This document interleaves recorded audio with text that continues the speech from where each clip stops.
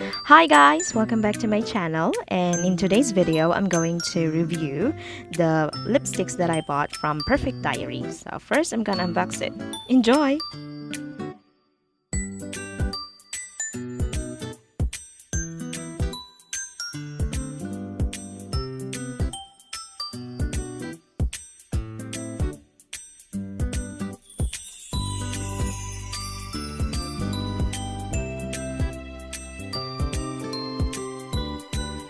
So guys, ito na yung lipstick.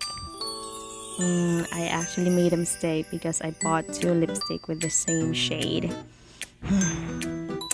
Anyway, meron ding greeting card na included sa packaging. Very fancy. Very fancy ng greeting card. And they also gave me some freebies. Yes, they gave me this gentle and immaculate makeup remover. Thank you sa freebies.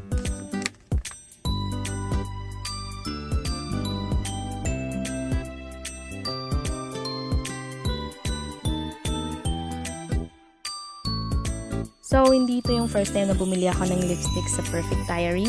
So, i-review ko din yung first lipstick na binili ko sa kanila para mag-ibang shade. So, the first one is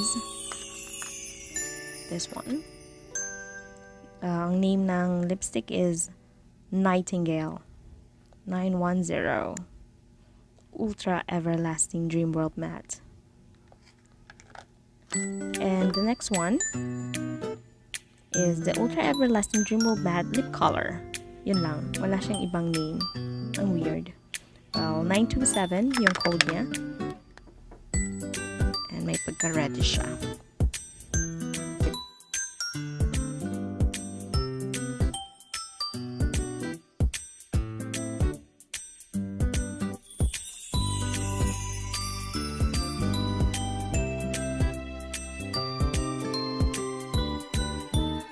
So, ganito yung itsura niya sa loob. Yung wand niya may pagka-bendy yung head. Okay, so I'm gonna swatch it on my arm first. Then later on, I'm going to put it on my lips. Okay, so the first one is 910, the Nightingale, and the red one, 927.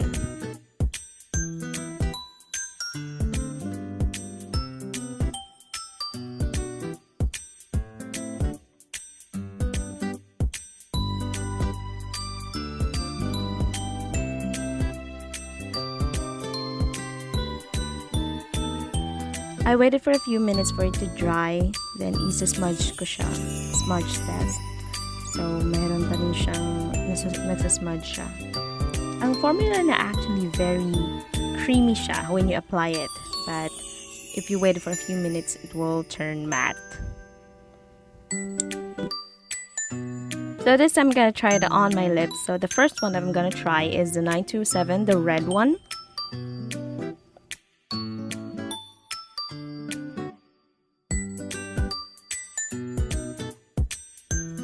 So, napadami ata yung kuha ko ng product. Hindi ko siya binawasan. So, medyo makalat siya. Pero we'll fix it. Diba, Kim, you can fix it. Okay, of course you can fix it.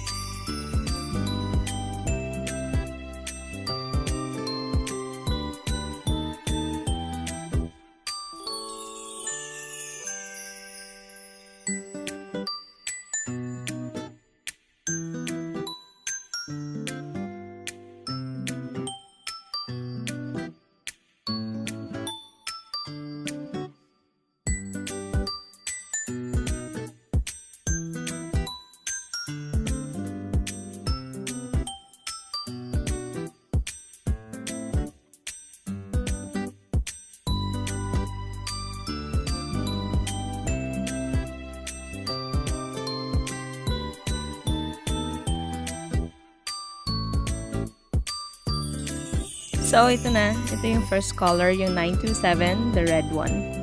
Medyo messy yung pag-apply ko, but forgive me guys. I'm not a pro.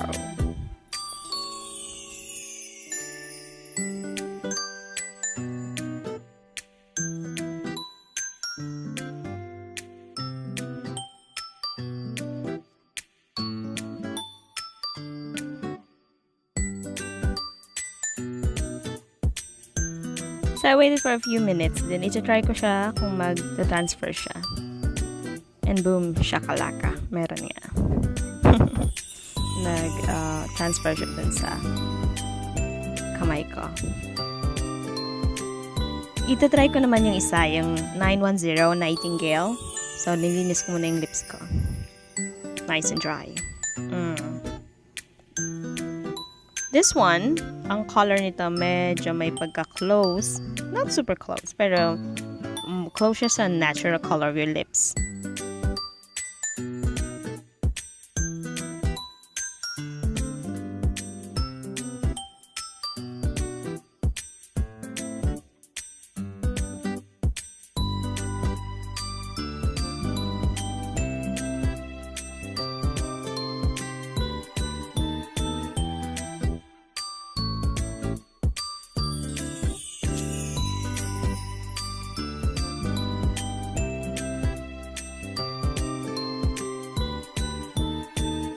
So, ito na yung 910 Nightingale. Hindi ako masyadong nahirapan i-apply siya kasi hindi siya messy. Then, madali siyang mag-dry compared dun sa red one. It looks more natural. Ganda ng lipstick. So, transfer test. Yes, nag-transfer siya pero very light lang kasi light din yung color niya. Very nice. I like this color. Do you like it too?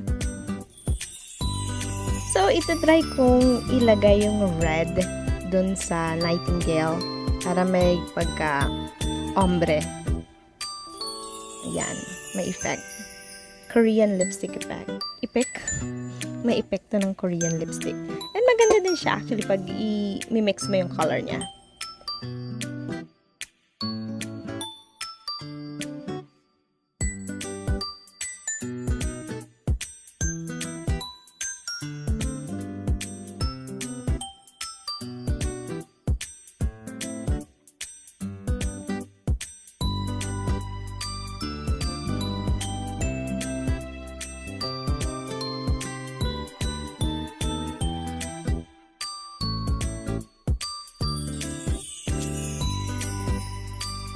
So, thank you guys for watching. Please don't forget to like and subscribe. Thank you. Bye!